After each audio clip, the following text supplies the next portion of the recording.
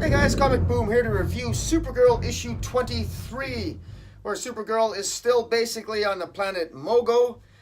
She's surrounded basically by Green Lanterns, and she is trying to figure out what happened to Krypton. She's trying to figure out more the secrets of Rogol-Zar. She's got Rogol-Zar's axe, which at the end of last issue basically helped her somehow enter sort of a pocket dimension where she began being spoken to by Appy Alalapsa or Appy Alalatza, or the guardian who's the member of the Circle, where he basically gives her a confession saying, look, I'm responsible for this cabal called the Circle, and we were corrupted, and we have many sins, and one of our sins that we had was Rogol-Zar.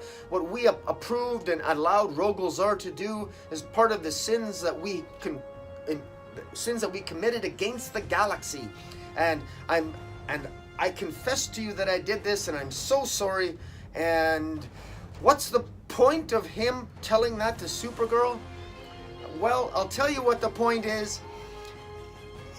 The point appears to be that I can find an excuse for more decompression, because it does not move the story forward, and the way that it purports to move the story forward is more decompression, and it seems extremely forced. And I suspect that's because Brian Bendis' story is going to be dragged out so long, and that he probably wants to wait 5 or 6 or 7 or 8 or 10 or 12 or 15 or 16 months.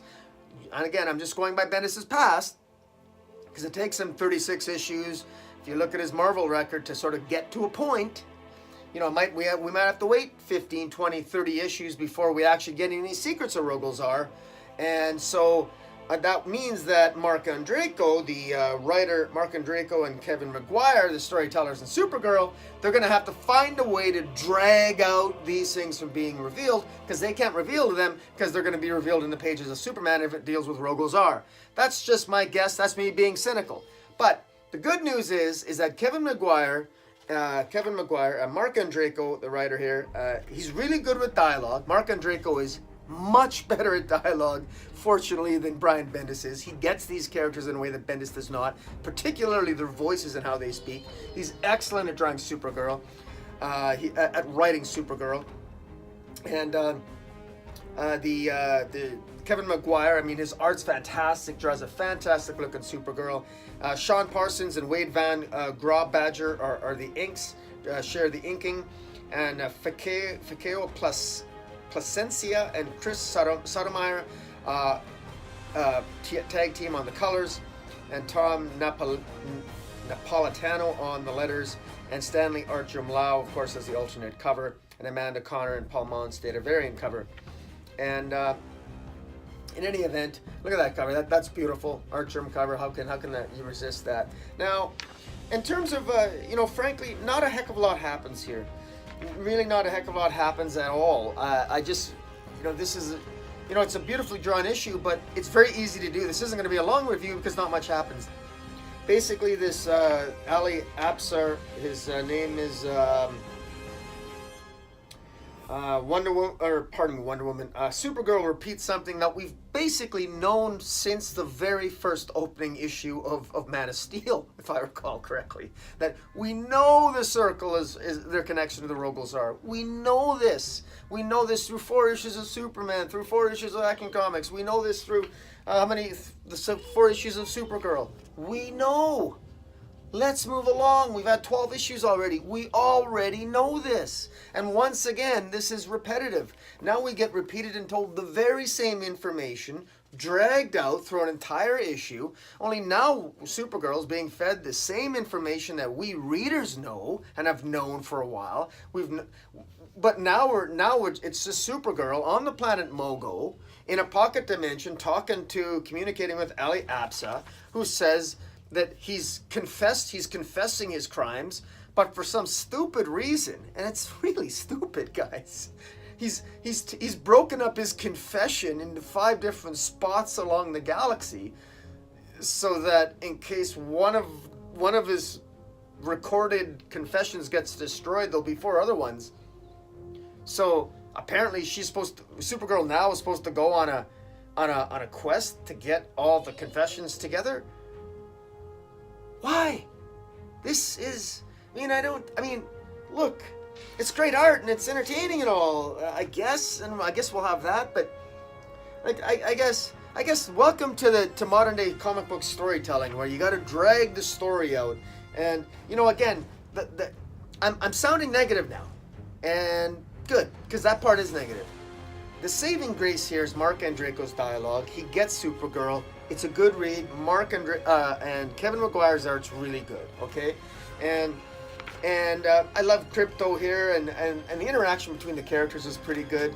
There was a great scene where Supergirl comes back from the pocket communication dimension, where she's talking with Appy Ala Apsa, the Guardian, and they don't want her to leave because she sort of violated. She broke the rules on Mogo by trying to access their central information area there and finding out this information to begin with, and she escapes by going under. Kyle Rayner uses his power ring to capture her, surround her with basically a green bubble, and she literally pile drives a hole under it, and then John Stewart basically says to him, "You left the bottom of your construct open? How long have you been a lantern?" And it's like, he sort of takes a pot shot at him. So it's those types of dialogues that are really good. Mark Andreyko does a good job in that respect. One of the things that the planet Mogo does, Mogo himself helps Supergirl escape, because Mogo himself knows that he's, as Mogo himself, the planet Mogo is a Green Lantern. It's a living Green Lantern. It's not only a living planet, it's a living Green Lantern. And he says to Kara, "We have seen your pain. We feel the loss of your homeworld. As a planet ourselves, many of our kind have met the same fate as Krypton. We understand your mistrust and why you must do what you must do. That's why we are here to help you." And they sort of help Supergirl escape, and they help her escape, and then it basically ends with another member of the Circle. We finally see another member of the Circle. This one is actually alive, unlike Ali Apsa or whatever, who was dead. And he just says, "Unlike my colleagues in the Circle, I will destroy anyone who dares undo our progress. Bring me the spy. We will destroy her, or he will destroy her." Basically, there's still some secrets that the Circle has, and so they want to find Supergirl to prevent their secrets of the Circle from going out. And so, okay, there's that, I guess. And so that's going to be going on behind the scenes. But in the meantime, I'm not really sure what the purpose of Supergirl is going to find these other, she needs to go and find all these pieces together, and I'm sure in each individual recording she finds, there's going to be yet another piece of information revealed to her about Rogol Zar, or about the Circle. And I'm not really sure. I suspect what's going to happen is that all this information is going to meet up. So what's going to happen is, over the next probably 12 issues, I'm going to guess even more issues than that. I'm going to guess over the next 50 issues, because this is a Bendis that's controlling the ship here. As Supergirl discovers more information about Rogol Zar and another secret about the Circle, more specifically the Circle as opposed to Krypton, she'll discover more secrets about the Circle because she's more in the galactic hopping.